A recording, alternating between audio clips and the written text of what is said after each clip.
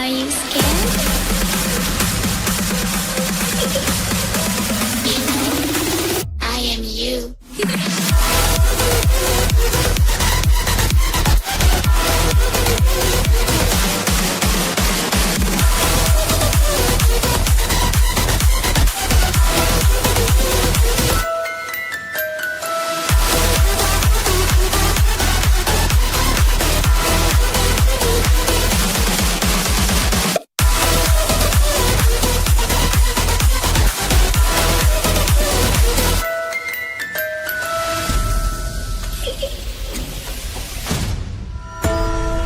I'm coming closer.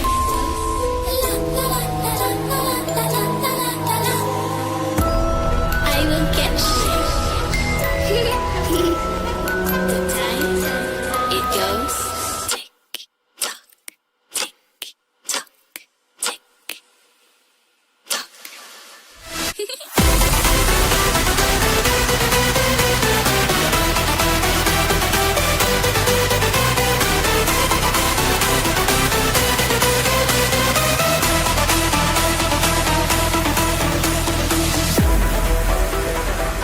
Are you afraid of the dark?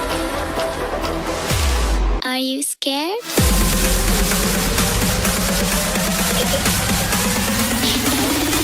I am you.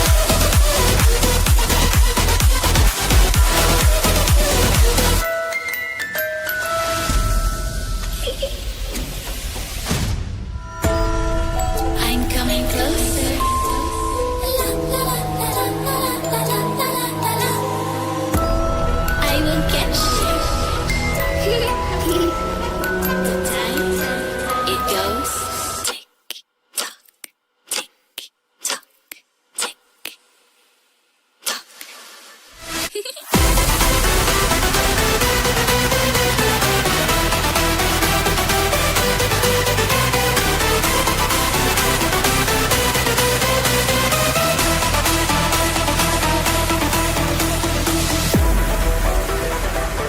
you afraid of the dark?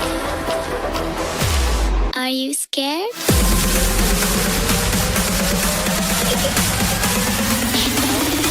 I am you.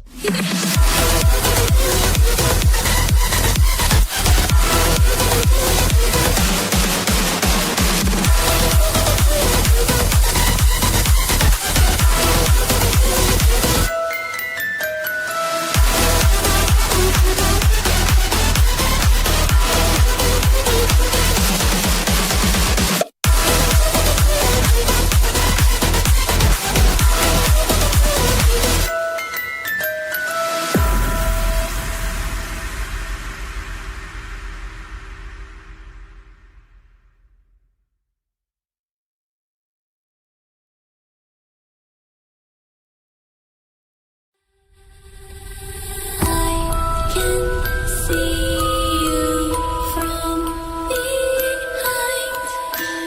You can hear me in your mind. Run so fast as you can go. Time will catch you before you know.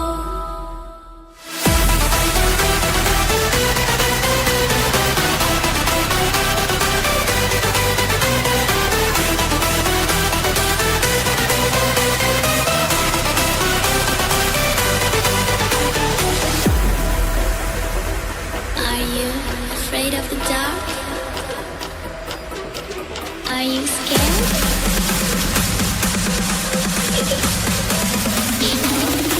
I am you.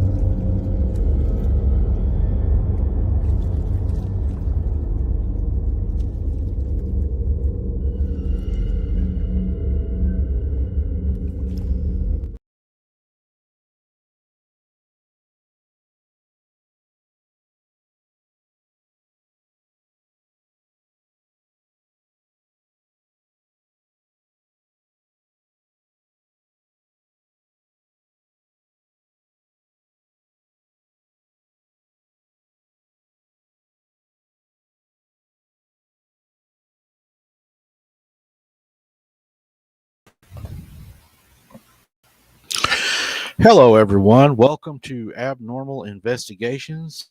I hope everybody's doing okay tonight. I hope there's not too bad of a lag. I've been fighting some lag before we even started the show tonight, so I hope everybody can hear me just fine.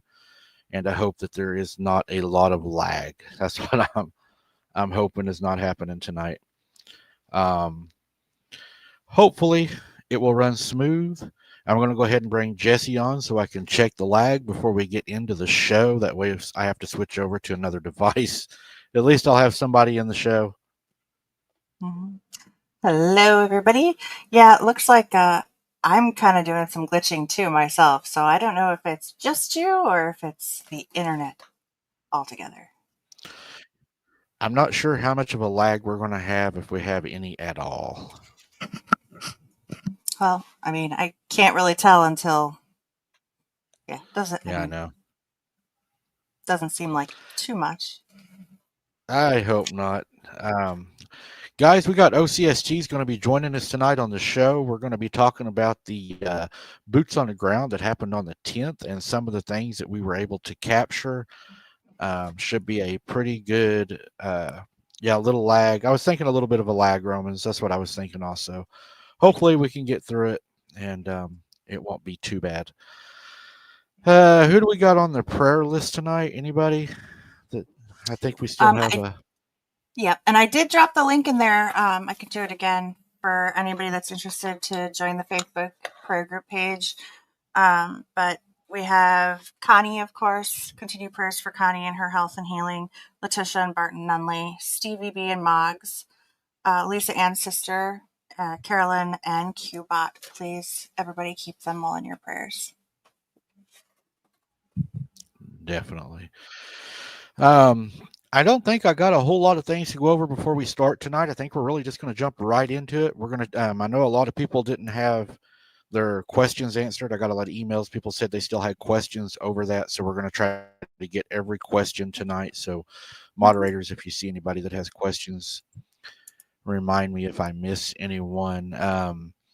Quick roll call. We got AI mode in here tonight. Pink Pixie, Romans 116. It's Sabrina's here tonight. Pink Pixie, Silver Bullet, Emmy Tongue. We got Peter is in here tonight. Good to see you, Peter. Glad you was able to make it here with us. We got let's see, Jason B. We got Jesse C. She's throwing a link in there. Thank you, everyone that's went over to Wide Open Adventures. A lot of y'all's went over there watching videos. That is helping so much. And thank you so much for going over there. And a lot of you said it's helping you with watching this show because it's showing you more of the areas I investigate. You're getting to see the daytime. And I figured that would help. A lot of people are happy that they're over there because you're getting to see where I'm at in the daytime and just how Mm-hmm. vast it really is. Belinda's in here tonight moderating. Margie Burke. I missed somebody that said they missed something. Hopefully, we can get back to that. The chat's moving really fast tonight, guys. I've got it set on 5 seconds, and it's moving pretty good. So we got a lot of talkers tonight. That's always good. Love to hear from everybody. Um, I think we got AI Nanny Pam, Lisa Ann. We got our moderators in full effect tonight, guys. So you better behave because we got quick finger AI mode in here tonight. She'll definitely get you. Mm-hmm. She won't think twice about it either. All right, guys, I'm going to go ahead and bring on Harold and Christy, also known as Jiffy Pop. I'm going to go ahead and bring them on from backstage, and we will try to get this show started. Hello, everybody. Sorry. Hi, guys. Hey, How are y'all doing? it's hotter than blazes in my house right now. Yeah. It is very hot. It's hot in here also. Oklahoma weather is here. Yeah, Yep. Yeah, I don't like I'm it. lucky being up here in the north, man. It's just like a nice, beautiful 65. Love that. I got to do it sometimes, normally. OCD. Sabrina. Sorry. That's my new nickname from Yeah, Sabrina. OCD. I saw that earlier.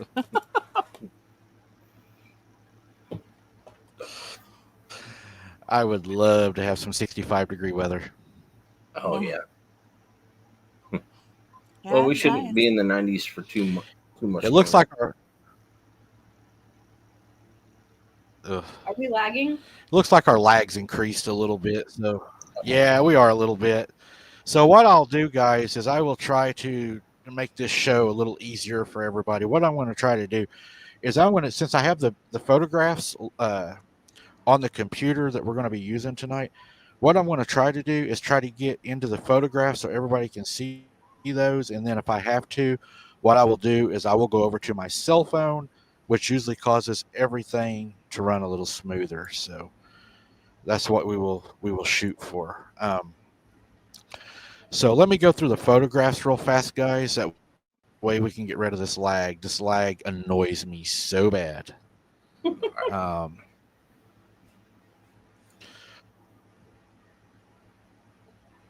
One of the photographs is one that we had captured. Let's see here.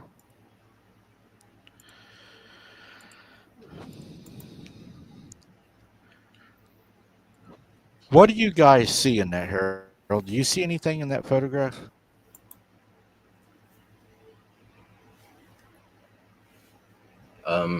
I see something in front of the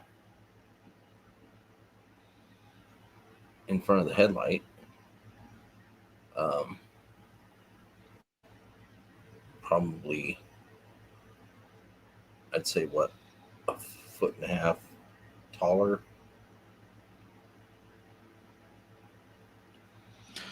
What I noticed in that photo, I don't know if y'all notice it. You notice the brighter white light right there.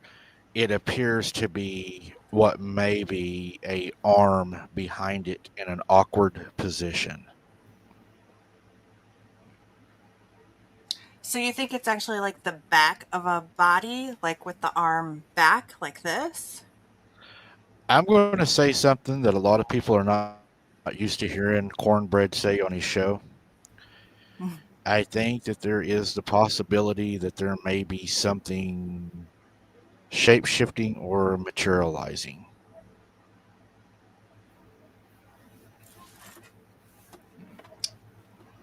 Could be.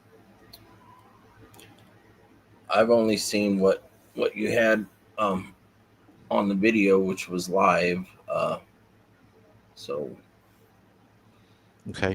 Let me. What I saw at that point, it could have shapeshifted because it looked a little different from the time it came from the passenger side of the truck to that point. It looked different than that.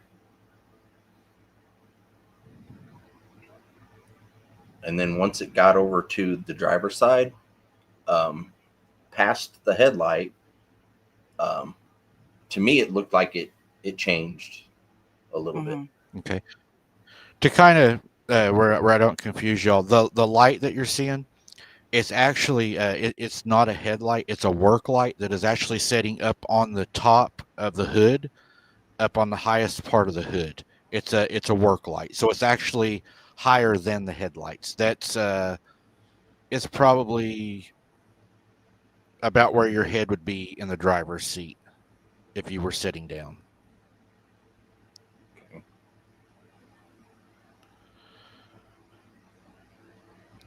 I kind of carry those with me. I carry them with me to light the area when things get crazy. It's nice to be able to light a large area.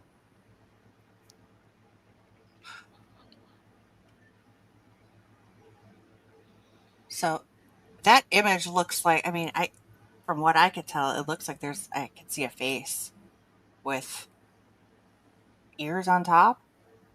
I'm wondering if this is what people are confusing as what, or not confusing, but what they were seeing when they say they saw like a bunny. Yeah. Mm-hmm. Yeah, you probably can't see my pointer.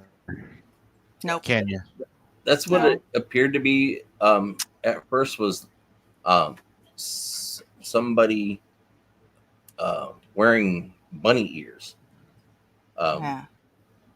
But my first initial thought was, because Mike, you were on live, and me and Christy are watching it, and we're like, look behind you, look behind you. And You expecting him to hear you? Sorry. and I saw the bunny ears, and I'm like, what looked like bunny ears, and then what looked like just a pale face at first, but then it turns and it goes towards the driver's side. And when it goes towards the driver's side, when it gets over there, it looked different. It didn't look like it did when it first came to the passenger side. At least It's like it was shifting and morphing in process. AI Nanny Pam says, do you all believe that the ears could be horns?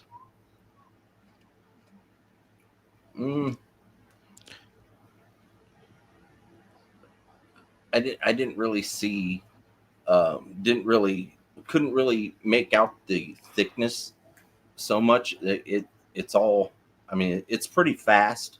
So Right. when you see it on the passenger side, you see the two things sticking up. Now, first glance, it looks like bunny ears, but it goes to the side, and it's still the same thickness.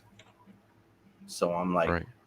it could be horns, could be that, or ears. We'll throw this one up here. This is all the same area, guys. This happened within approximately 2 seconds. These are frames, frame by frame within that 2 seconds. So this isn't in front of the truck. Yes. Every photograph we're going to show tonight is in front of the vehicle. They are all frames from the actual video. We'll play the video at the end of these. We do have a video that has been enhanced and slowed down by Jesse. She done the work on that, and we will play that here in just a minute, the full video. Okay. That right there looks like it's got a lot of energy. It's got a lot of heat to it. Where'd the heck the head go? You know, whenever I look at it, I might be crazy. Well, I probably am crazy, but whenever I look at that, I don't know if it's pareidolia, but when I look at it, I see something that looks like kind of like in a white gown walking with its arm out to the side, and maybe like something black over its head around it goes down to a point, and then I see like a head on top, like it's kind of bent sideways and looking kind of downward. Mm-hmm. Like it's almost Like- hunched and kind of turned and looking. Like Yeah. it could quite possibly be going into a energy form, like from solid to energy. That's the vibe I get from it. I Right. clearly Fox Rabbit head for that for a moment. Sorry, reason. Yeah, the vibe I get from it is it's once it gets past the truck, it goes fully into energy form. Because when I watched it walk away from the truck, that's what it appeared to me like. It was either cloaking or turning into just energy and then misting away. Mm-hmm. And then another one of the photographs, that one there's really not showing anything. This one here is one that was sent in, I believe, by, I don't want to get the name wrong, but I believe it was Lydia sent these in. And she said she could see that right there is not in front of the car. That's in the daylight where I first started, where it's starting to get dark. Yeah. And she says when I was out walking around, she can actually see it standing off in the woods right there at even the beginning of the boots on the ground, like it's already out there watching me. Mm-hmm. You know, when we all know you had something out in front of you later on when it got dark, Mm-hmm. we all know that there was something trailing you because it kept giving those signals all throughout the night. Right. Okay, it's Sabrina's. See, I was wrong. It is Sabrina's. Um, and then let's see, we got this one here. Is that the eye shine? Now, yeah, that's what I wanted to bring everybody's attention to. That eye shine right Where's there. that Okay. black thing right in the middle? It's right I there. know, but there's. Sorry. No, you're okay. We just have a lag. What you're looking at is kind of, if you don't know what you're looking at, it's kind of confusing. Okay, you see the stick laying there. That stick is actually laying on the road, and in front of that stick is the flooded area. That's water where the lake is flooded. Now, across from the stick over toward the eye shine, where you see that light colored grass, that's about a 3-foot incline that goes up onto the land, and then you have the trees. And if you look at that eye shine from my perspective of standing, 3 foot downward, looking up at that, look how tall that is. Yeah. But do you see the dark spot? Where the eye shine is, but to the left of the eye shine, do you see that black thing? There's nothing there. It's just black. Right. Yeah. So could that possibly be another one just not looking at you? Definitely, because we know there was more than one. Because I was looking at the eye shine whenever we heard the other one, run through the water. So we know there was two. Definitely two. We know there was two in that area. There was more than likely. What you heard behind you was another one, off to the left. You had mentioned you heard something back there, so you were surrounded. You were surrounded. It really started feeling that way, Harold. It really did. There was a point to where I thought there was a possibility, and that's why I back off. I try, I know they're not animals, but I try to treat them like I would even a person. If you corner somebody, they're going to fight to get out of that corner. So I always try to give them room to move, room to escape, and not feel cornered or that I'm a threat. I'm there to collect evidence. I'm not there to try and hurt them or to get into a confrontation. So that's how I try to do it. And whenever they're tired of me being there, and I know they're tired of me being there, I'm going to leave, because ultimately that's their home. And if they decide they don't want me there, I'm going to lose that battle 9 times out of 10. Yeah, for people that don't go out in the woods and look for this stuff on a normal basis, and they watch our shows. When you're out in the woods and you come across something like that, knowing that there's multiple that are around you, because you can hear them, you can smell them, you can see them. Just imagine if you're let's say you're in the military and you're doing a military exercise, okay? You have an enemy that is hiding from you, and that enemy can be anywhere at any time, and they know the area a lot better than you do. No matter how many times you've been there at night, unless you have all the ops that the military does, we're there with a cell phone and a flashlight. Yeah. Basically. that's right. Usually what we and carry. Protection. Yeah, and then your protection. But it's the same feeling that someone in the military will get when you come up in an area that is hot, so to speak. You go into this area, you start feeling it, then you start seeing it, and you smell it, and you see the eye shine. When you see the eye shine, it's the same feeling that these guys in the military get. You've been spotted, and the only way out is the way you came in. That's it. Yeah, because with especially the flooded area, Harold couldn't have said that better. you're bottlenecked. You have one way in, one way out. I mean, if they run you into that floodwater with the ditches, the old wells that are out there, you go completely over your head. You can run into water moccasins. I mean, you start getting into some really bad situation. A place you don't want to be lost in the swamp in water and not know your way out of there with something hunting you. Yeah, and the fact that they're 3 times bigger than you Yeah. is another scary thought. You're dealing with more than one creature that is upwards of near 1,000 pounds, Right. and these things are closing in on you. They're closing in on you, and you're in their element. You're in the dark. The only way you can see them is with the shine from your flashlight,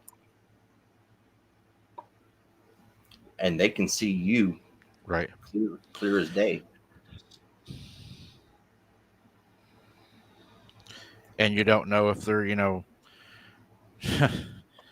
with the rods and the cones in their eyes and the way that eye shine is, I would imagine that their nighttime vision in low light, waning and waxing of the moon, they have such an advantage, with their eyesight, let alone, their hearing, their smelling, knowing the area. They're predators, they're apex predators. They hunt in groups. I believe they hunt in groups. That's my theory. They hunt in groups. They work together, and they could herd you like a wild hog if they wanted to. Yeah. Which I believe they were in the process of trying to do that with you, because the way that they were circling around. You had the one that was throwing the sticks. That was 2 things in one. He was saying back off, but at the same time, he was distracting you from the other movement. Mm-hmm. Right. And Dana, I didn't see it until I reviewed it. I had a June bug down my shirt I was trying to fish out. It went down my shirt, and I could feel him trying to crawl under my arm, and it was freaking me out. Ew. And next thing I know is I look at chat, and everybody's saying, run, go, and I'm like, what? There's nothing in front of, there's nothing there. And then I look at the camera, and I notice it's pointing behind me because I was talking to everybody. And I'm like, what do they see? And I see Jesse telling me, get in the car and go. And I'm like, why am I leaving? It's a June bug. It's just a June bug, The only thing I yeah. knew what to type right away was just in bold letters, go. Yeah, I seen that. And then the thing is that you moved your phone so fast all the way, or you did 360 so stupid fast. I'm like, Mike, slow the phone down. Holy crap. Yeah, You was like, you see there's nothing there. I was like, how the hell you don't know if there's nothing there? You just did 360 like Superman. You know what I liked the best was that everybody else in chat was telling him to get back to the car. But Harold says, you need to go. And he goes, oh, Harold says I need to go. I better listen to him. Don't. Nobody else counts. I'm like, dang.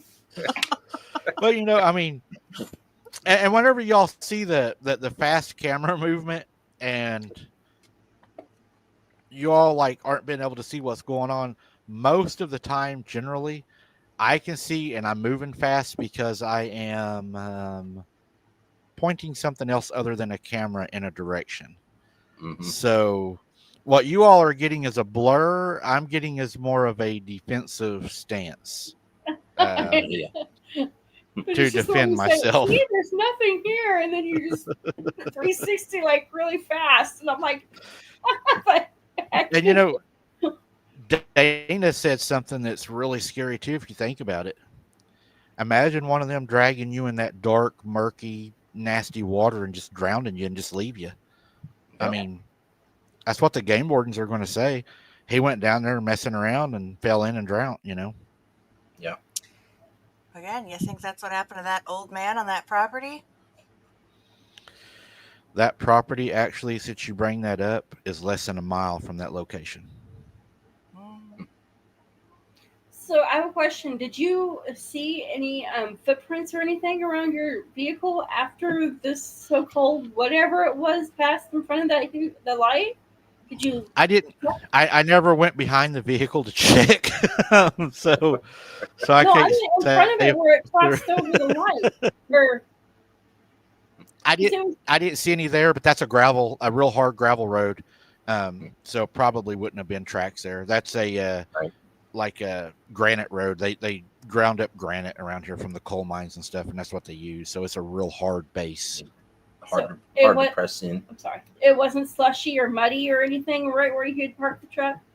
No, just would have been behind the vehicle where you see the flood water there. Yeah. Now a person sent this to me, and I want to get your all's opinion on this, and I think this will be a very interesting photo and for discussion also. I was told that people see a Native American in this photograph. I don't think Jesse's even seen this either. I kind of hid it from her because I wanted her reaction. I'm real big on first reactions. So let me throw that up real quick. They say they see a Native American. Dana's going to love this also, I'm sure. If, in fact, you all see a Native American. I see. A head, face. It's not clear enough to make out exactly what it is, but there is a shape to it that would you could classify it as something bipedal. Because you Do you see what looks like two ponytails or two pieces of hair hanging down on both sides? Yes. If you're talking about where it's really light, and then you have it's like coming down right there. Yeah, it looks like two braids. Yeah, could be. That also that the really light area could be the chest plate. Could be the bone chest plate. Could be. But if you notice, that's got to be more than one, because the thing standing right behind it, that is a bipedal creature right there, where you have the two arrows on the left. You have what looks to be a head, and then you have a hairline, and then you have the much lighter face area on the front, and then the curve of a back and a possible shoulder with the upper arm. Now that You said that's a breastplate, kind of. If you look just above, where right to the right of that, the top arrow, could possibly be a head at the very top of that arrow. Yeah. See now, Peek through the, not quite all the way through the leaves there. It's like the breastplate here, and then just barely see the head. Just right of the top arrow. No. Maybe. I'm speculating. Maybe. I'm just. It's difficult.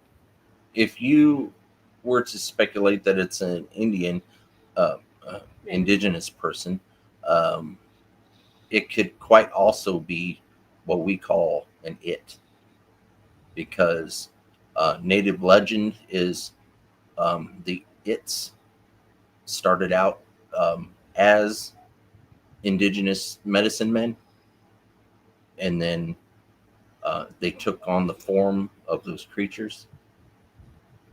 That's the legend goes that way in a lot of nations. So if you were being surrounded by a Sasquatch, a clan or tribe of Sasquatch, then more than likely there had to be its there, and possibly dogmen. To me, that's And then we have that's what I would speculate that it would be some form of a non-human. It's one wicked looking picture though. That's kind of cool. To be Yeah. honest with you. it's definitely different. I looked at here's another one where you can see what appears to be something, in the distance again, and you can see by the top of the trees, it's not quite yet dark yet. So it's almost like they were there maybe when I arrived. Maybe I kind of like drove up on them. Because if you go beyond where you're looking at this thing in the center of the photograph, if you go maybe another 50 feet beyond that, you're going to be in the flooded water. So these things are moving right on the edge of the flood in the trees. Did you rain on their parade? That's what I'm starting to wonder. I think Okay, all the so rain kind of rained on everybody's parade. It did. So It I did have a mine when I see question. everybody telling me to run. I have a question for you, Mike. During the whole night, throughout your investigation that night, there was mist. Was it colder in the boggy areas that would give off a fog or a mist? Because there was many times that night where I'm like, "Are you vaping?" Which Jesse's like, "No, he doesn't smoke or vape." So Yeah. I'm like, "What the heck is all the mist and the fog or whatever?" So just let you know that there was a mist and fog and all that stuff throughout the whole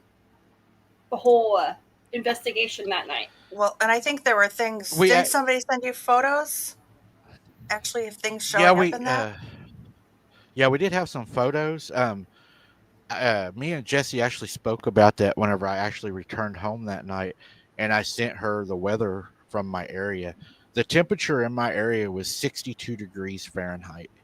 Mhm. So, according to scientific knowledge, it is impossible that would have been a vapor coming from a breath. Condensation will not build in Right. that direction from warm to warmer.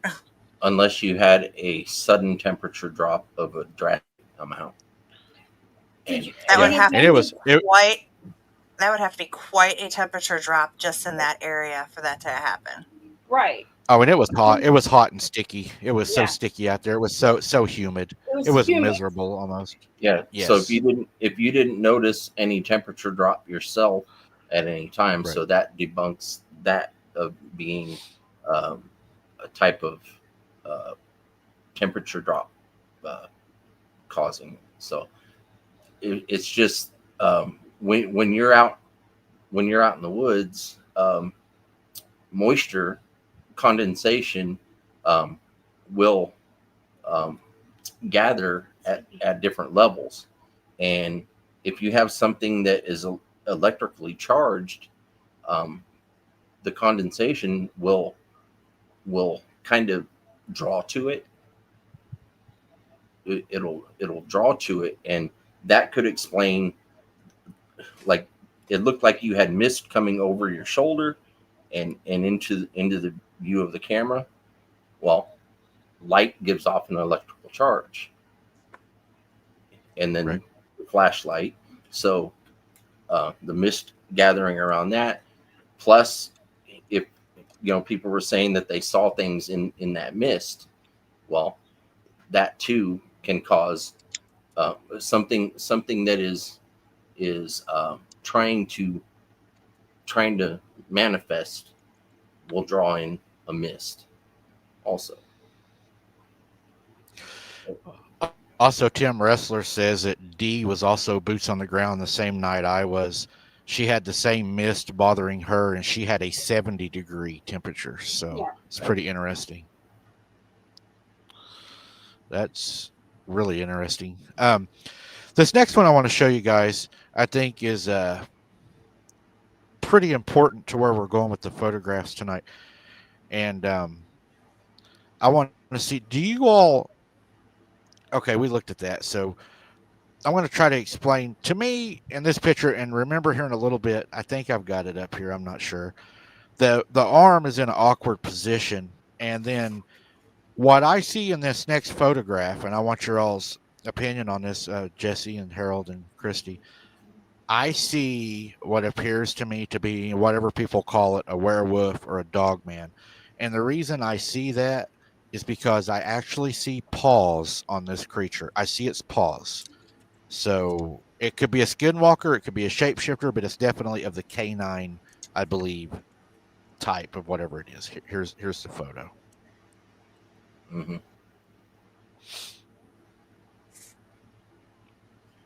Yeah, that you're right. It has the right hand actually. It looks like it's kind of bent in that form or fashion.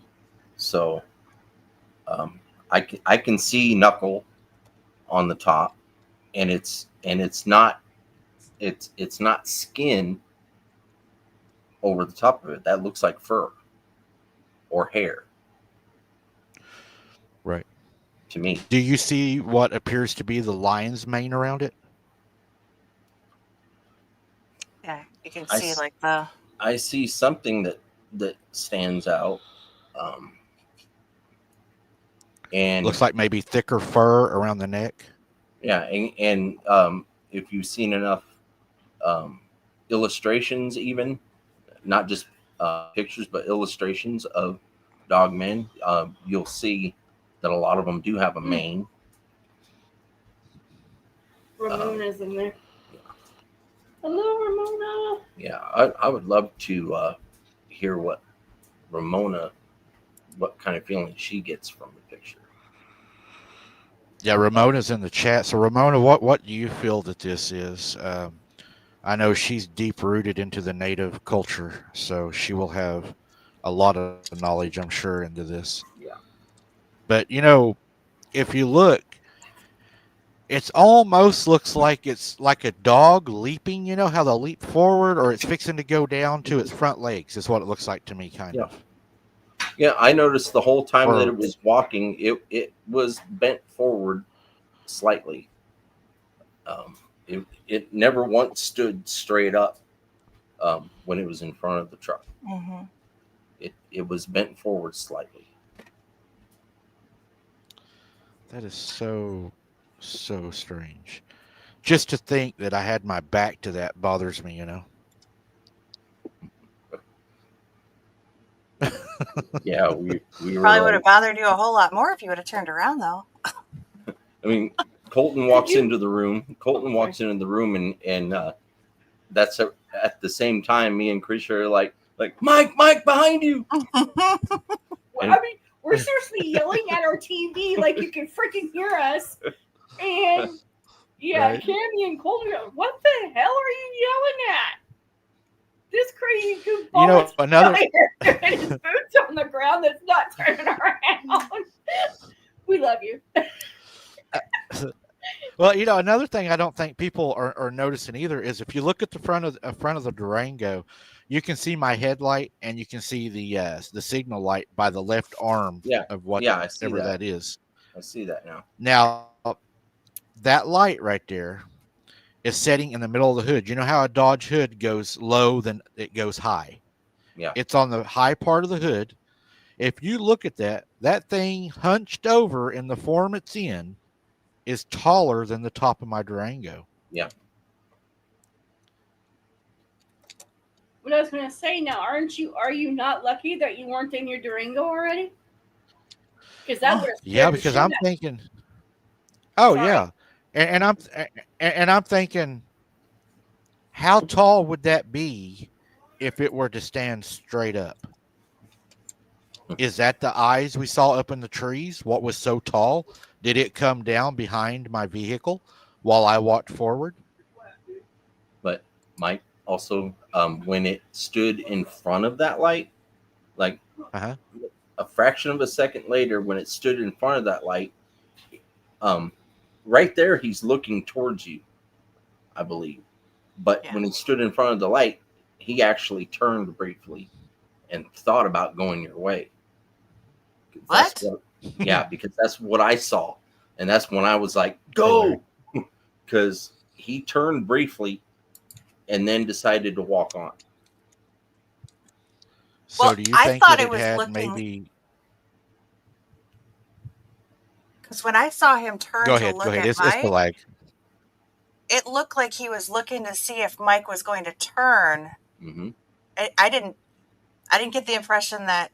Now I want to rewatch the video again and see that, because it almost, I thought he was looking at Mike to see if Mike was actually going to turn and walk and see him and look at him, that's like the thing. trying to It sneak was by. it was bracing for Mike to turn, but he didn't. So he just decides to walk on.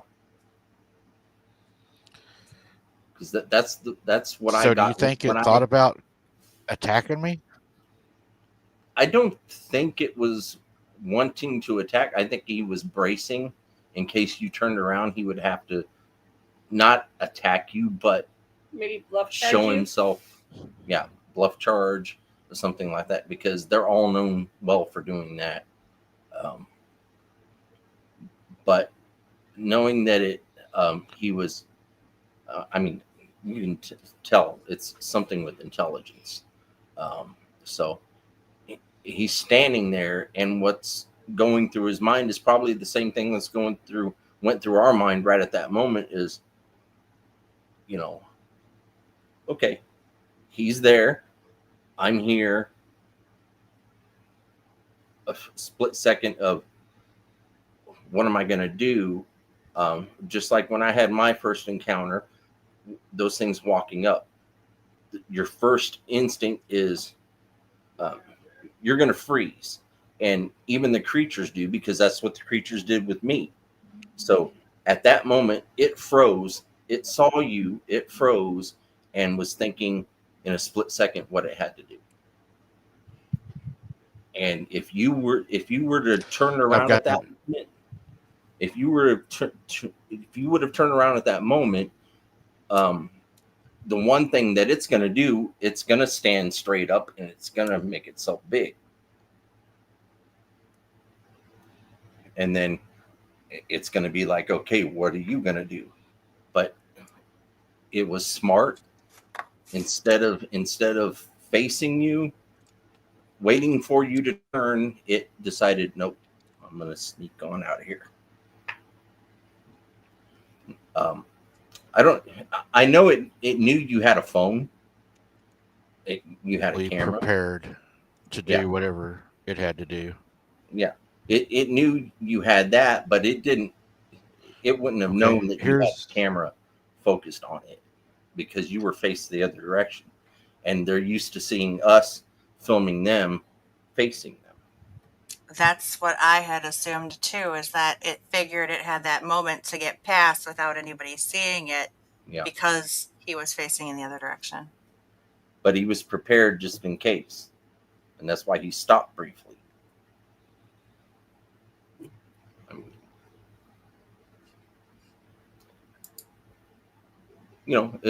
A lot of wild animals will do that. They'll stop briefly and they'll be frozen for a second and like, okay, what do I do? And then they make their split second decision. I gotta go. Ramona said that yes, the dogmen do have heavy fur around the neck. When I saw it go up from all fours to stand up. Sorry, I was reading chat. Yeah,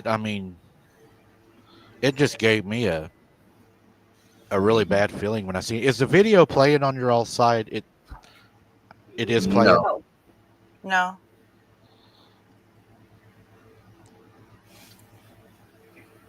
You should have heard the words that Connor and Cammy, or not Connor, Colton and Cammy said after I showed them the replay out the very ending of your.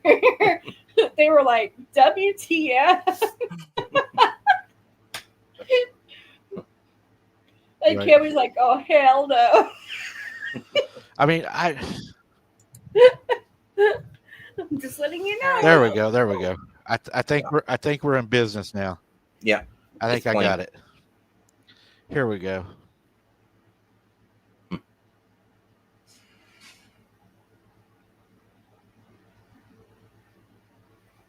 see that when it comes up to the passenger side, it's weird because it almost looks like it's actually wearing a button-up shirt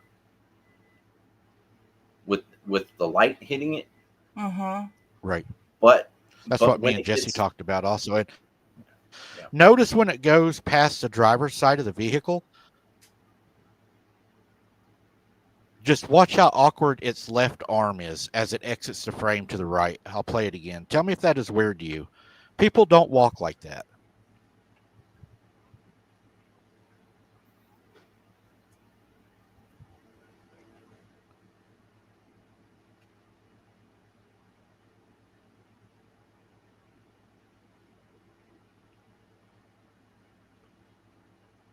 now in that one frame, when it goes right before it goes in front of the first light,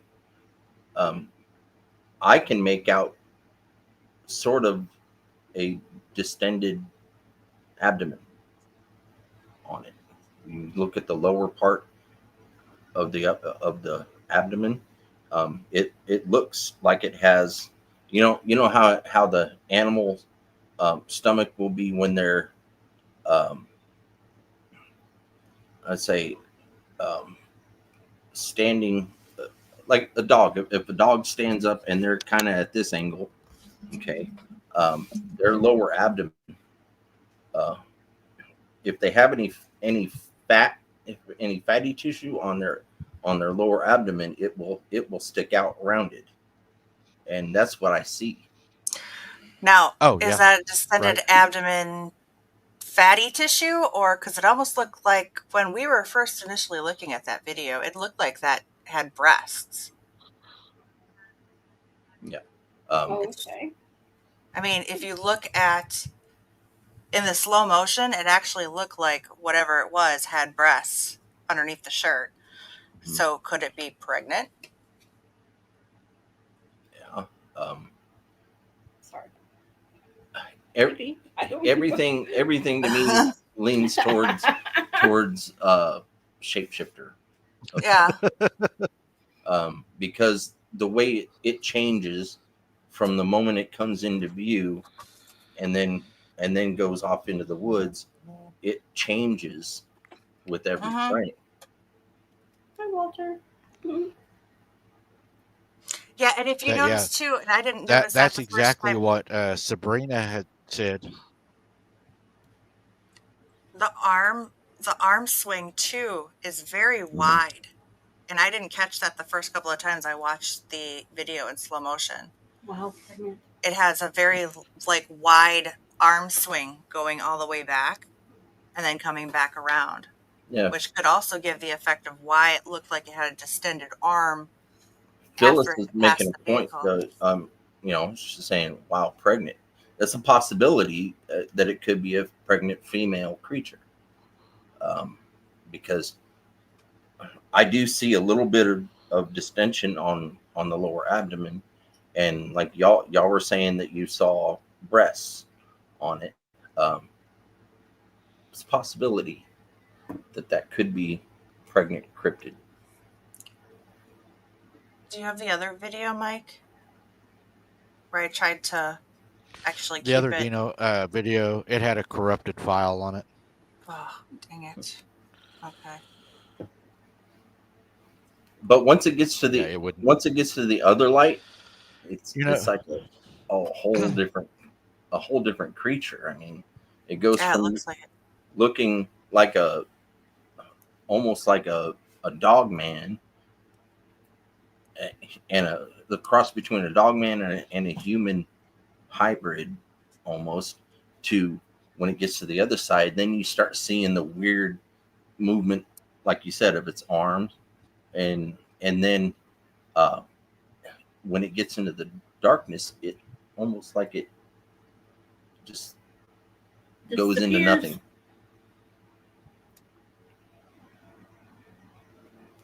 So it's like it never Great. stayed. You know, It Right. never, it never stayed the same frame by frame. It never stayed the same. Every frame, it was into something else. It was morphing or moving or transforming, or you know it. You Or know, even trying to cloak, which is I really you know I agree with what Elder Medicine Bearclaw said. She believes it was on all fours, Mhm. and it was going from all fours into the bipedal creature. Right.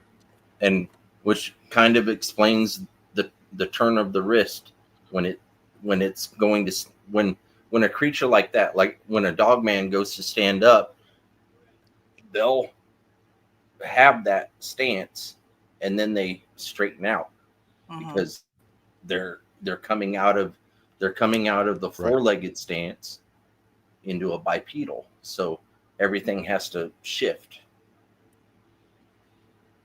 And it's gorillas will do the same thing. And when a gorilla's on all fours and they go to stand up, you'll notice when they come off of their knuckles, when they go to stand up, what are they doing? They're going like this to stand up, and then when they stand up, Right. um, they're fully erect, but yet they're leaning forward. Good night, Ramona. Sorry, I happened to see the No. chat. And can you play that video one more time? Because if you look right before it actually shows up in the lights, Okay. it looks like there is something off to the left in the shadows. Like, could it have been coming up and actually that's where it was actually going to stand up? And that's why it looks the way it is?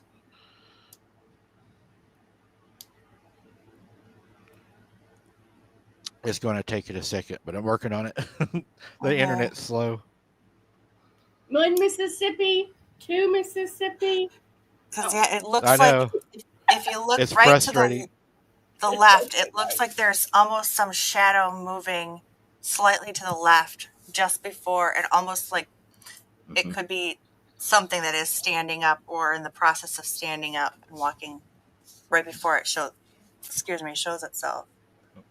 If only there was a little bit more light right there, you would have been able to see all the way down to the bottom of its feet. Well, and I'm wondering too if if it knew what it was doing, that's why it was standing so close to the light, so that it would block that light. And Right. Masters of stealth. and the fact that he didn't even hear it being that close. You would think with the gravel and stuff he would have heard it. So quiet. That's even scarier. Being that close and that quiet. Yeah, I never. Yeah, because if I we never heard heard the truck door, which you can hear in the video, you can hear the truck door. So if you could hear that, you'd think you'd be able to hear the gravel. Something heavy stepping on the gravel, you'd think it would displace the gravel somewhat. But those things are light on their feet. Almost have to be. Well, yeah. I mean, it's hard to understand the concept though. They're so big and so massive, yet they're so light on their feet.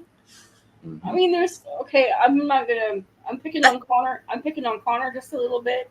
He's a big boy, and I'm not lying to you. You know, maybe eventually as a joke or whatever, he'd play a good Bigfoot. But there's times he'll walk up right behind you when you know he's there, and he's a big boy. And because he's done it to me. Well, I'm in the kitchen or something, he'll come up, "Hey, Mom, scared the Jesus out of me because I didn't hear him." But like I said, he's a big boy, 320 pound, 6 foot, almost 5 boy. He's not little, and I love him so. But it's just the way that those things can disperse Okay, I think we're there. those things can disperse their weight, how big they are, how they can just in a split second disperse their weight to where they know they're not going to make a noise because their feet cover such a large area that everything that's underneath just gets pushed down.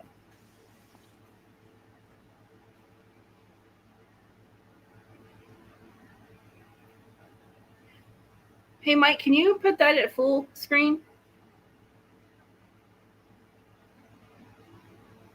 Um, Or is that as big as it gets? hey, I think I can. That didn't I'm Maybe. trying. No, it won't. That's as large as it'll go. Yeah.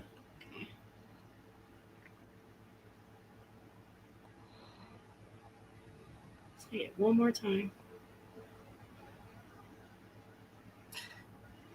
Yeah. It almost looks like there's something right there to the left, Yep. Yeah. just before it pops up. Yeah. It's like it's going. Oh, maybe. Okay. Yeah. Is it cast the shadow off the light? Maybe off the even No, further it off the light? almost looks like it's lower just before the light, Yeah, before it- it actually It pops knew up and exactly. It knew exactly where it had to raise up so that the light wouldn't give away its shadow. Yeah. Because See right there. Yeah. could it be possibly coming even from the Mhm. woods? Because look,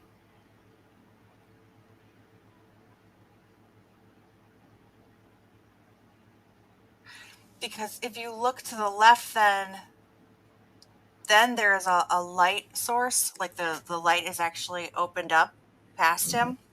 But prior to that, it's shadow. Yeah.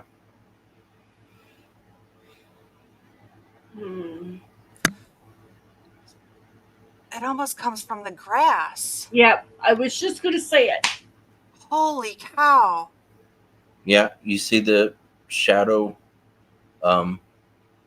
It changes from the beginning of the frames And then it automatically to where changes it again. to where it goes, stands up right in front of the light. You can see the darkness in the picture actually moves a little. Yeah. Yeah, you see. If What the if hell? if that's a shapeshifter, then it had to have been in the shape of an animal on all fours. To go from all fours and then stand up like that, yeah, it's got to be some type of shapeshifter. And Phyllis has a point too. Yeah, if it was pregnant, last thing it would want is some type of a confrontation. Mm-hmm.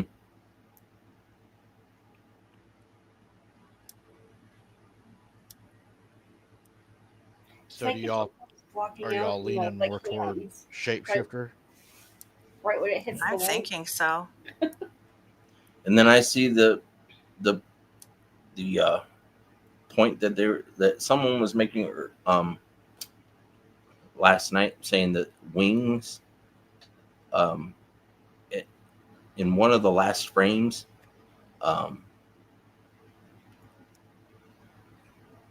one of the last frames in this, you can see on its back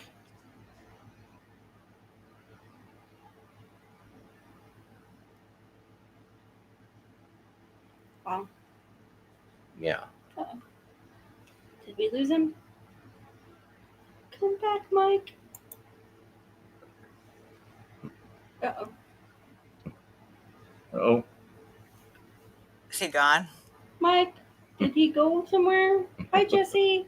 Are you still Hello. there? I'm here. Can you hear me? Yeah?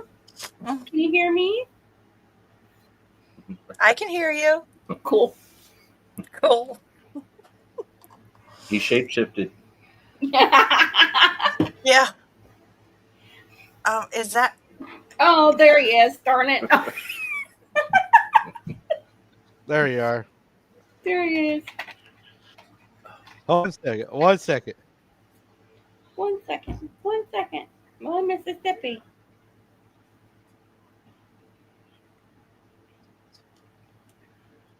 Hi, chickadee. What?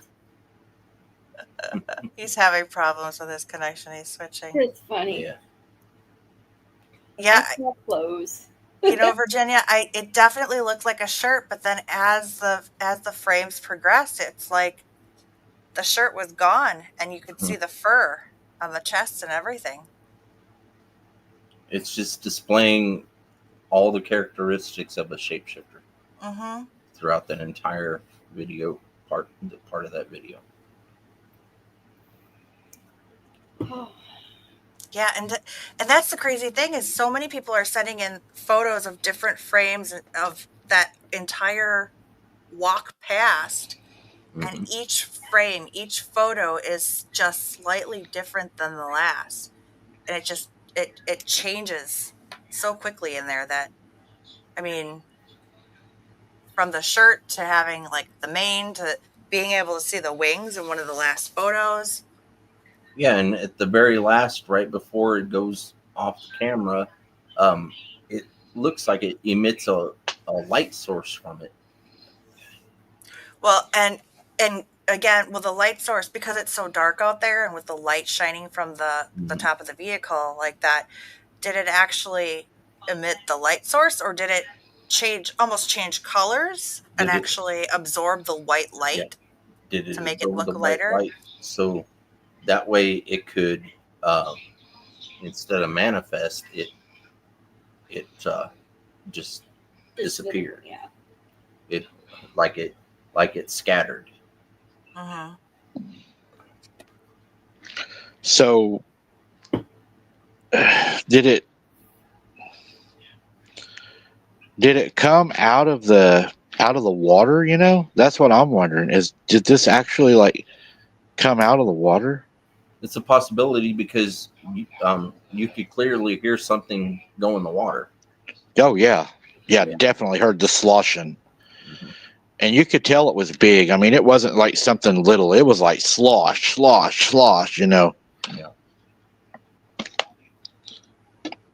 Yeah, you can clearly make that out in the video. That is so weird. You know, all that water down there, the way it's flooded and everything that would live even in the deepest, darkest places down there, you know, on the islands and in the very secluded areas that nobody goes to, all that will be pushed out right now because there's nowhere else to be. I mean, you know, down there where I normally do my boots on the ground, for instance, that's probably going to be 20, 30 foot underwater, you know, and thank you for that, Sunshine. God bless you for that. You know, that's most of that stuff is going to be ran out. Yeah. Okay, and here's a question too. So, because I don't know much about shapeshifters, but if they're shapeshifting from a human form to animal form, if they're wearing clothes, do they shift? And this is, I'm just putting this out there if anybody knows, if anybody in chat would know. Are they able to manifest their clothes onto them? I mean, okay, just for example, you watch TV shows and, you know, you see like a werewolf TV show or a werewolf movie, and they either strip down their clothes or, you know, they tear their clothes like Hulk, and then they're naked at the end. So are they able to manifest those clothes back onto them, or are they gone? Are they, I mean, it sounds so weird, but it really does look like it was wearing a shirt. So, And bunny ears. Sorry. so, but again, were those ears part of the transition in which it started to look and take on a different form in one way more than another until because you notice when it's transitioned? almost right in front of the light and it turns its head towards Mike, the ears get shorter and they're pointed outward. And they, instead of like that. When it first stands, it's like this, and then when he turns his head, they're shorter and they're like this. right. It's like it's never the same. I mean, every frame, it's doing something different. And that, I think, is what's throwing everybody off, is you're not looking at the same image of a creature or person. I'm not going to be definitive, which I'm ruling out person, because, you can watch this thing change in 2 seconds? 2-3 seconds that it took it to move across, it never was the same.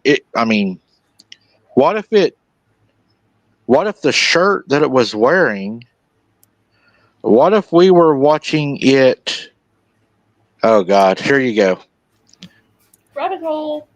Okay, here we go. We're going down the rabbit hole, guys. I'm going to throw this one out there to you and to the audience. If I'm not throwing everybody up, it's because I'm on my phone right now. I can't see chat real well, so I'm not ignoring you. I'll do my best to see you guys. He's ignoring you guys. Yeah. So here's something weird. Okay. What if whatever came out of the water had already been transformed into its full transformation, and it had put its shirt on and was going back into the more of the human form, hence going from 4 legs to us watching it go bipedal and then walking off? Was it going back into its human state and coming from what would have been its true state? It's quite a possibility. And then when it noticed that you were standing there, it was like, oh, nope, I got to go back to the way I was. Right.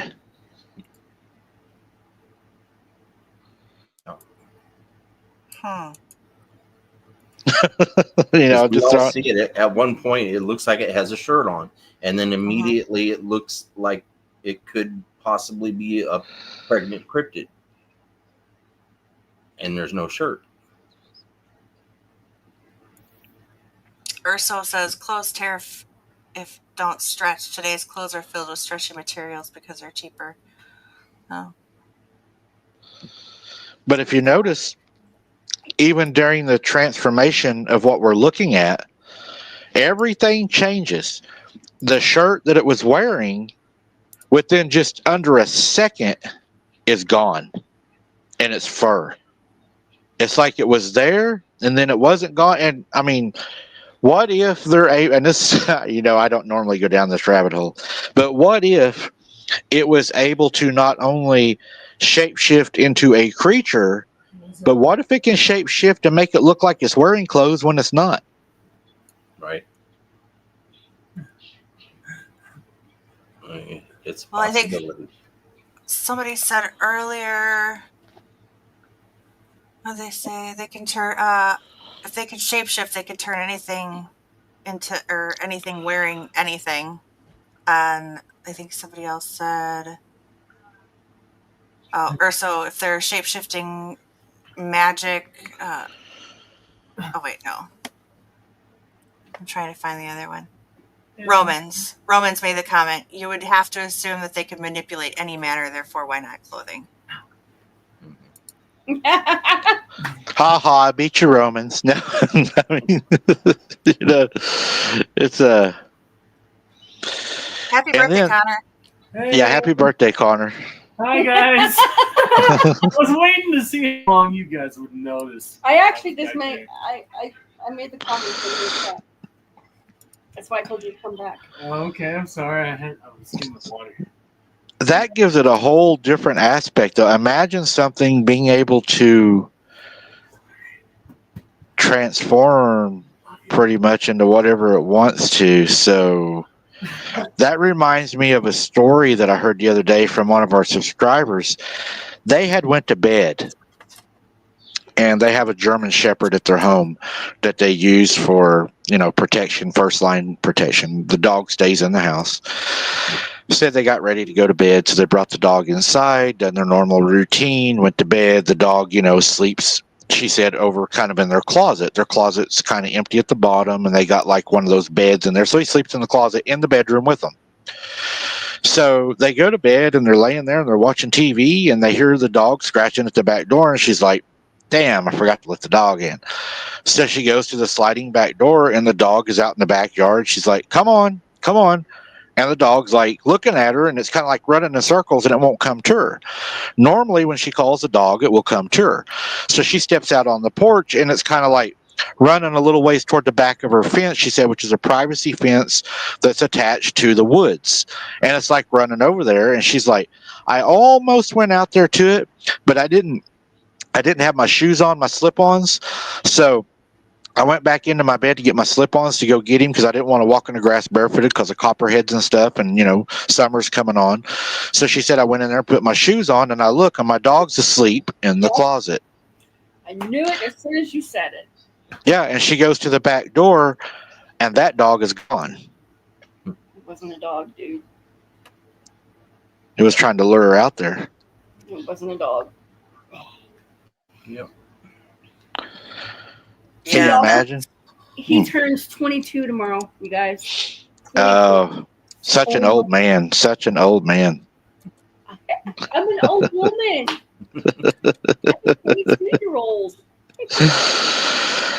Yeah, I know. I know the feeling. I know the feeling. Wait, you don't have a 22-year-old, so how you have the feeling or know the feeling? Just the feeling of being old. Oh, okay, I get it. Yeah. Sure. Yeah. Time flies. It does fly. That's not a lie. Yeah, he does. Yeah, you do. Not that old. No. Well, yeah, I do. Yeah, I do. Kaylee. I was gonna say, Yeah. how old is Kaylee? Yeah. How Yeah, old is Kaylee. Yeah, Kaylee's. See, she's 24. Oh, wow. Okay. 23. She's 23. But yeah, I do have an old one. So yeah, I'm an old man. Certifiable. Yeah. So another thing, I don't know if this has anything to do with it, but where this happened at is only 1 mile from where I caught the spook light the other night. 1 mile from where you caught the spook light? Just 1 mile, exactly 1 mile, right down the tree line. I mean, not even zigzagging or nothing. You walk 1 mile down that tree line and the swamp and across the creek, and you'll be where I was at the other night. So, I mean, it's the same general location. And you said it's about a 1 mile from the property that was. It's all right there. Mm-hmm. I wouldn't doubt that if you were actually turned towards it, it more than likely the last view of it on the camera, it's starting to emit a light, so you quite possibly could have seen it turn into an orb. If you would have seen it. Yeah. At that particular time. If you'd have been facing it and it didn't want to confront you, it just wanted to get out. Yeah. Wouldn't that be something if it was the thing that was flying around there the other night, Mm-hmm. and it decided to come closer and maybe take a look at me? Because you were trying to take a look at it, trying to get closer to it, and then whatever, because you wanted to see exactly where they were going or how tall they were, or whatever. Maybe it was trying to do the same thing to you and seeing what the heck you're actually doing out there. Right. Hello, DJ. Yeah, I think that man, I think that's a hot spot, Harold. I think you and Christy need to come down, camp it. Let me know what you find. I ain't camping it. Are you nuts? We've actually thought about coming to visit up there. Yeah. I tell you what, there is some places down here that I've got some friends that hunt and fish all their lives, ain't afraid of nothing, and I know of some places that they were not able to camp it ever. They have tried and could not do it. But see, I don't want to go out there without my bestie, Jessie. So she needs to hurry up and get her tail down here so we can have our cookout, our bonfire and pajama, marshmallow, s'more. Whatever. Well, I mean, I don't care if you all want to go down there and camp it. Just let me know what you find. Ripping it, man. There's actually, Harold, right there where you saw that thing in front of my vehicle. Mhm. There's actually a government. It's not a a park camping spot, but there is a spot there that you can camp on your own at your own risk. It's at your own risk. It's in the Corps of Engineers woods. So everything down there is at your own risk. It's all primitive. Yep. Those are my kind of camping spots. See, that's what I told Jesse the other day. I said, you're not really camping if you go to like a place where they have everybody in electric hookups. You got to get out there. Mm-hmm. Yeah. I don't hook up to electricity. No, I'm just saying. I'm just saying that if you camp, like a lot of people camp in a park, I don't camp in parks. I've always went out in the middle of nowhere where we had to cut our own trail, cut our own camping spot, clear it out. Now, I have woke up with snakes on top of my tent. Oh, hell. Spiders bigger than my hand. Mm-hmm. And ticks all over you. I don't. Harold probably has. Have you ever hit a nest of ticks? Yep. Oh God. You Yes. stop, you two. Yeah. Oh gosh. Yes. Oh. Yeah. And we got scorpions. Mm-hmm. Count me out, bro. Yeah, I feel safer being on the ground with scorpions than I do going to a campsite that has a shower and because you find more scorpions in the shower, right? When you go to these campgrounds. Well, then you got to wonder who's the crazy guy beside you, in the other camping spots, and are they going to come over and try to rob you and cut your throat during the middle of the night and steal your money and your car or whatever else, At least out in the woods, I know that if there's somebody crazy enough to be down there and they're coming around it's just well known. If you're camping, not in a park, out in the middle of nowhere, everybody that does that has been in the woods, that is from the country, you don't mess with their camping spot. You go around it. You don't bother them because that's a good way to get unalived real quick. Yep. Kind of like the old song, almost everybody around here carries a 30-06, Except for us. Yeah, we're working on getting a new area to go investigate in. All we have to do is contact the person and tell them that we're on our way, but haven't scouted it yet. Scouted around the area, and it's promising. So in the near future, I'll be making an announcement of when and where. Not exactly where, but right. Yeah. Location, do we call it location A?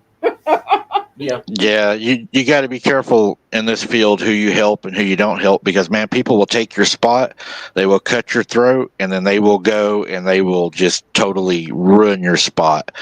Yeah. I mean, there's places down here that if I took people that I would probably have elders after me themselves, because a lot of it is sacred to them and they don't want everybody down there, stomping it down. And because, they go down there and they still collect their mushrooms and they do their gathering and stuff like that. And they don't want a bunch of people in there stomping it down and tearing it up. And, and plus it's nice to be able to go down somewhere where there's not people, where you can walk and be with nature, and not have to worry about some idiot, pulling up or hanging trolls off a bridge or, something like that, being stupid.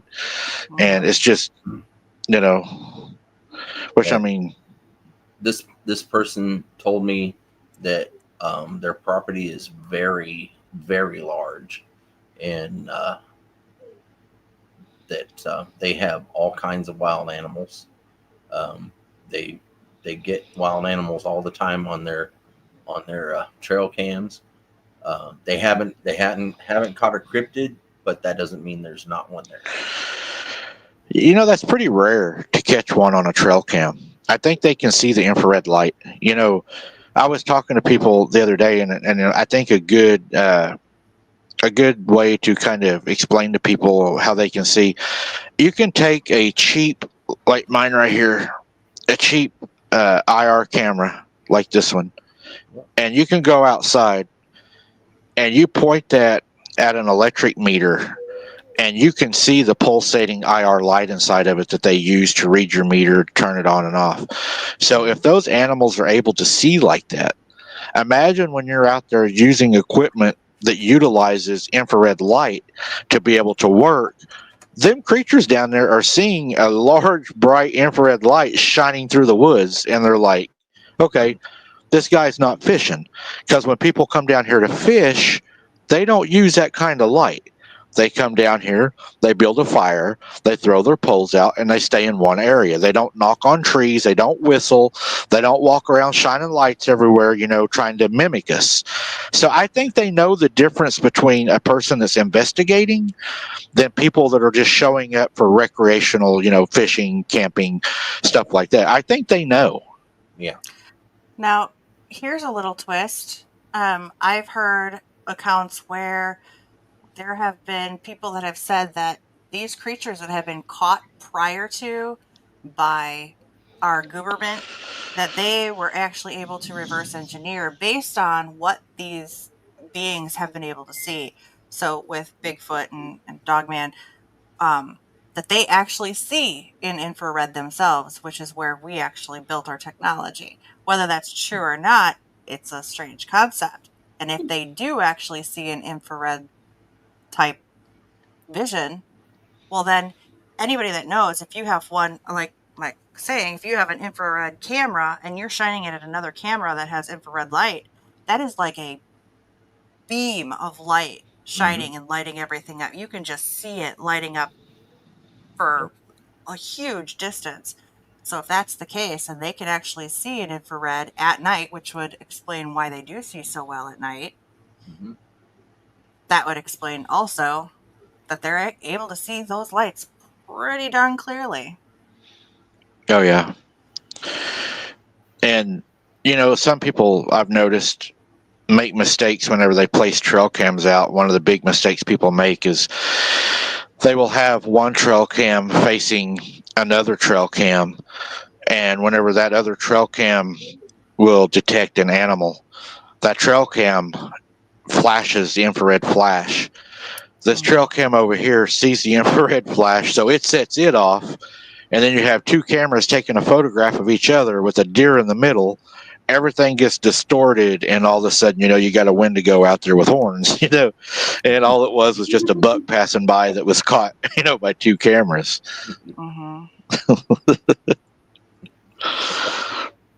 But, you know, I never did, Harold. I come from the old way of hunting. I never had those fancy things, you know. We went out before deer season. We scouted. We found the game trails. We found the tracks. We found the buck, the doe, and we would set our, you know, deer stands accordingly to what we tracked and what we had found, and that's how we hunted. We didn't set out cameras to find out what time they went by, what they look like. We just went and hoped that it was a good one, you know. But I personally, I'm not a horn hunter. I'm a meat hunter. I hunt to eat. I don't hunt for the trophy. Right. You know, when I was little, I would actually wait for the deer, and that's how I learned their habits, their patterns. I would actually get to where I actually ran with the deer because they were more familiar with me, because I'd be out in the woods all the time. So I would actually run with these packs of deer, and I learned their mannerisms, you know, and that helped me later on in life, knowing exactly how the deer move. And then I transferred that over to what I'm doing now, being able to track these things, not exactly knowing that one's going to be there, but knowing that possibility of it being there is more than none. like on Travis Carpenter, whenever they done the Sasquatch Genome Project, they had a gentleman named Justin that allegedly shot two Bigfoot and killed a juvenile. And whenever you listen to the encounter, the Bigfoot were just off of the roadway that dead ended in a meadow. And what a lot of people don't understand is your larger animals, especially your larger animals, your deer, your coyotes, your bobcats, your panthers, all that, they will take the trail of less resistance. They're going to move where it's easier to move. They're going to take that trail. And a lot of hunters will set up their deer stands in a thicket or a tree right off of a game trail because they're going to take the easiest route. Because a lot of people, animals in the wild, they understand that if they're injured, a small cut, a fight, and to get injured in the woods, that can be the difference between life and death.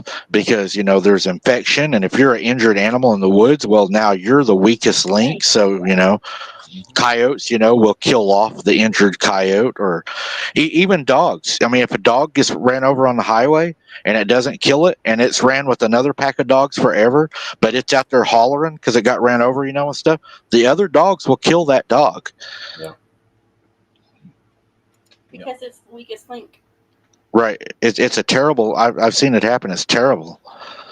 And animals, I mean, it is the fittest. The fittest is this. The one that survives, and the weakest will perish. Yep. It's, what is it they say? A dog eat dog world. Yeah. Literally. I mean, can you imagine if humans lived that way? Okay, Grandpa, you're not that strong anymore, and we're all getting hungry, and well, the hunting just hasn't been that good lately. No.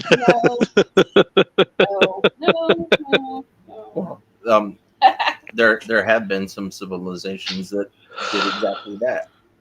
Right. When their elder get to the point where they can't provide anymore. It's like in a lot of indigenous nations, the elderly will go off into the woods because they can no longer provide for their tribe, and they'll go off into the woods to basically go to sleep. Yeah, that's Right. a nice way of saying it. Exactly.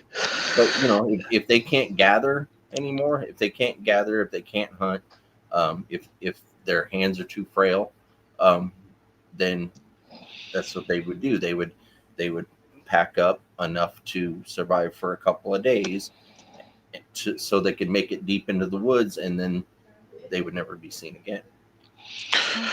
Whenever you're no longer productive, watch your back.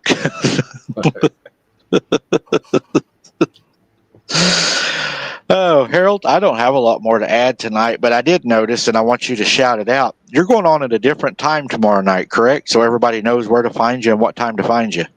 Yeah. Me and Christy, we did an interview with a man named Daniel Gonzalez. Sorry, Gonzalez. He's a 74-year-old man that had a Bigfoot encounter back in 1989 in Oregon. He had his son and his son's two friends along with him on a hunt scouting expedition. They were going to scout to hunt deer, and they traveled many miles out into the wilderness, and we'll be showing. He wanted to show everybody exactly where it was, so we're going to be showing exactly where he was, and he explains the whole trip, and that's going to be the first hour from 7 o'clock Central until 8 p.m. Central, and then probably about 5 minutes after that we'll start our regular show at 8 p.m. Central, about 8:05 ish. Good. We were going to do a premiere, but it got Yeah. messed up. So So we're gonna have a special guest host, Sparky from Sparky's Idaho Paranormal. He was helping me do the interview with the man, and then Christy came in later because she had to take Colton to a doctor's appointment. no, that's the day Colton had surgery. Yeah, surgery. So I had been up since 3:00 in the morning that morning, and I didn't go to bed until 10:40 something that night when Jessie was on her live. I felt so bad. I was like, Jessie, I can't stay awake no more. I'm sorry, girl. So I felt really bad, but it was a long day that day. I bet. I know the feeling. I know the feeling. Sometimes I cannot do it either. I mean, when you spend a whole day recording or on a computer and trying to get everything set up and guests and, you know, oh God, scheduling and trying to get shows set up and information, and it wears you out, man. You get to the point where I've sat here at this desk before and you just about fall asleep.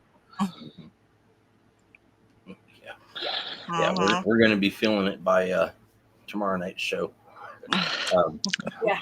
You know, because I don't have to do as much setup tomorrow as I normally do. Normally, it takes me almost all day. Yep, it does. I understand that.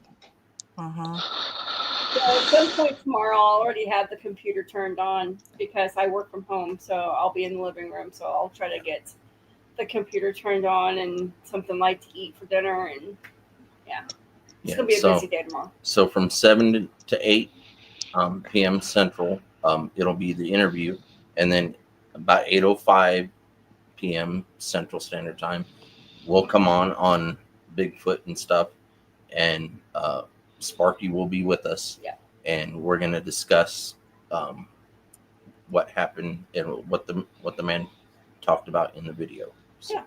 So we hope you guys go watch the video. That'd be awesome.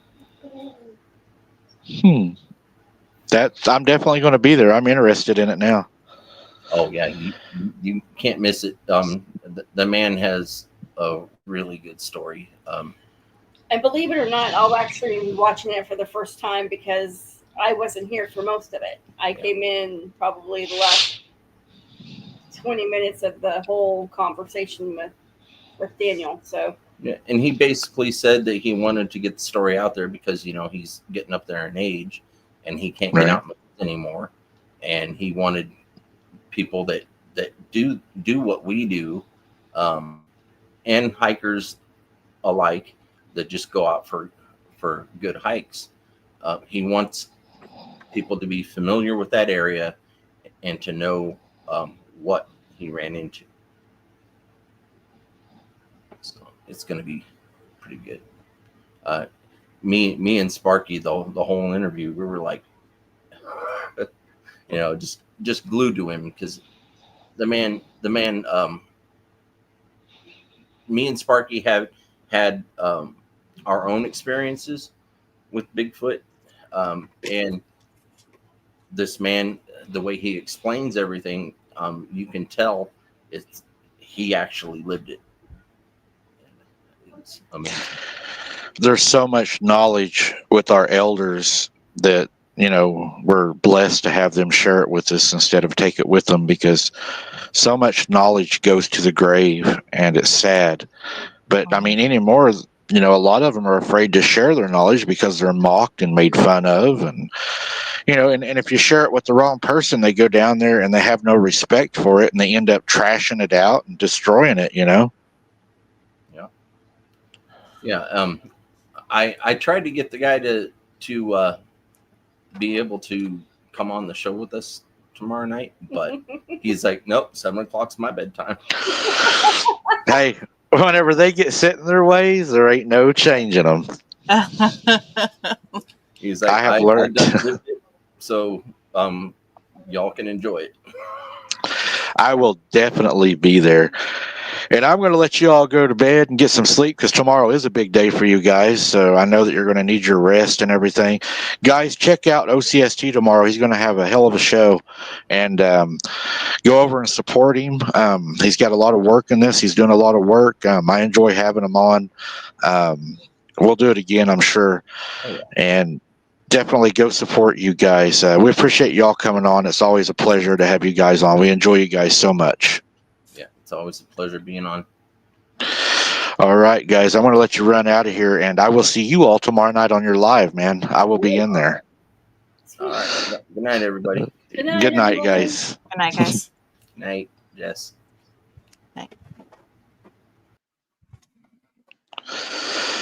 That's awesome. They got some information like that coming out, because a lot of that does slip by us from the elders. You know, they have so much knowledge. Like, you wouldn't believe it. I've had so many people reach out to me today just by having the Wolf Lady on last night that want a part 2. Mhm. And, you know, it takes a lot out of her to do these lives, because she relives it. And it's hard for her, and it takes a lot of strength for her to do that. I've spoke to her, and she has confirmed that she will do a part 2, which will be more of a Q&A type of thing, and we're going to go more into the beast and stuff like that. So she will be doing a part 2, but we're going to have to give her time to prepare herself. She needs time to prepare. Coming up, what do we got coming up? Well, I guess Thursday will be a boots on the ground. I haven't got the link out yet. It should be coming out soon.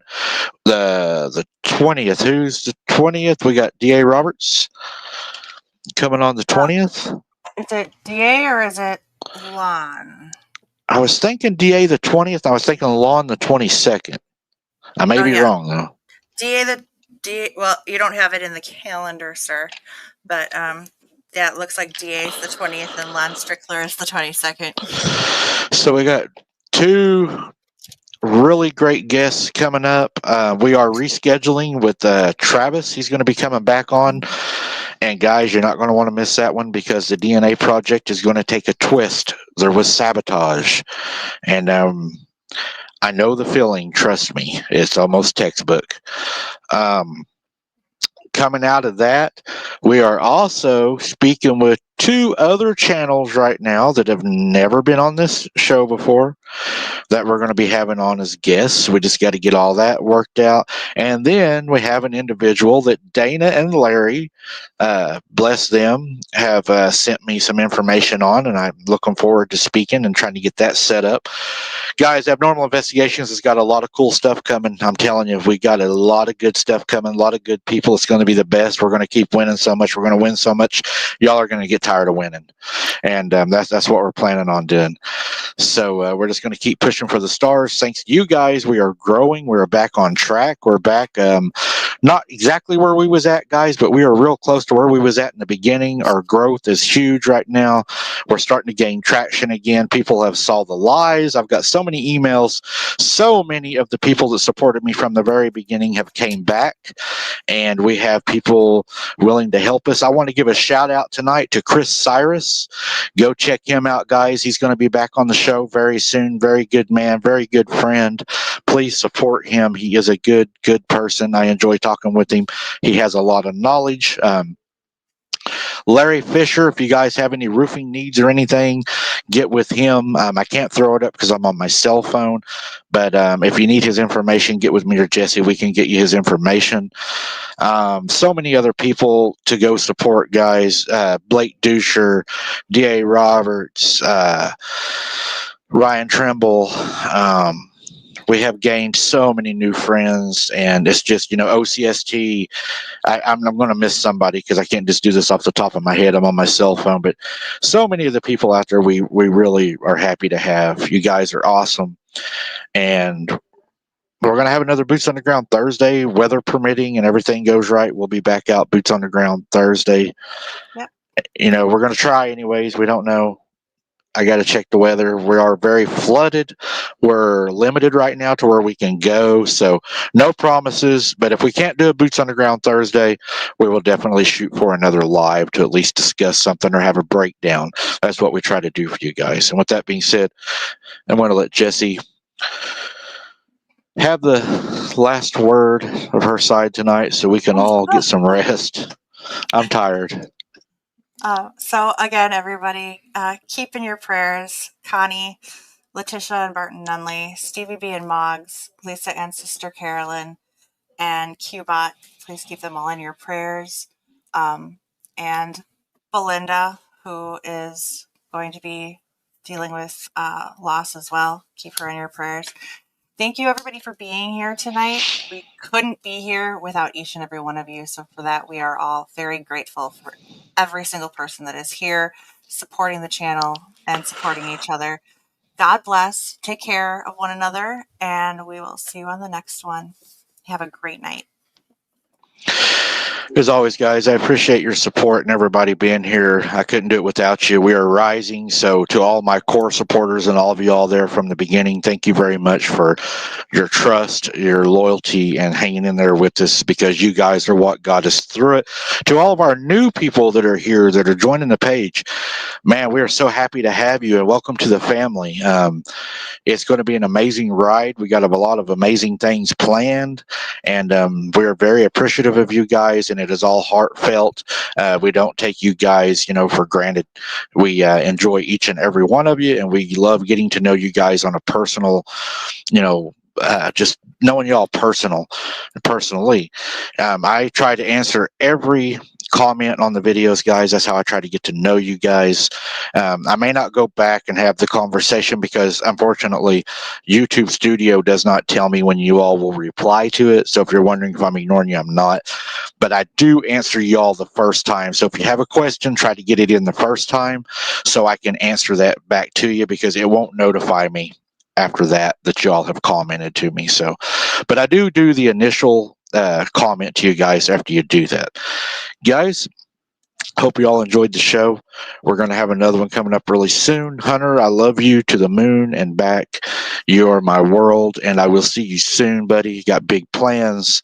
I have not given up on you. I will never give up on you, and blessings are coming. I will put it like that. Thank you guys so much for being here. Until next time, God bless. Keep your head on a swivel. Don't be something's dinner, so we can see you on the next one. Good night. Good night, everyone.